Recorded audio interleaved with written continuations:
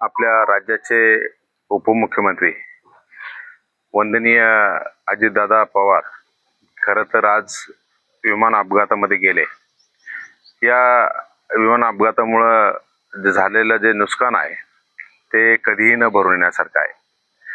रयत शिक्षण संस्थेच्या माध्यमातून ज्यावेळी माझा दादांबरोबर बोलण्याचा संबंध आला तर वेगळा झंझावत कामाबद्दल मी त्यांचा बघितला, वेगळं त्यांनी दिलेलं मार्गदर्शन मी त्यांचं बघितलं।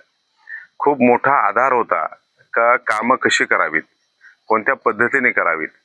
ज्यावेळी त्यांच्याबरोबरती बोलण्याचा वेळ आली त्यावेळी त्यांनी मार्गदर्शन उत्तम प्रकारे केलं।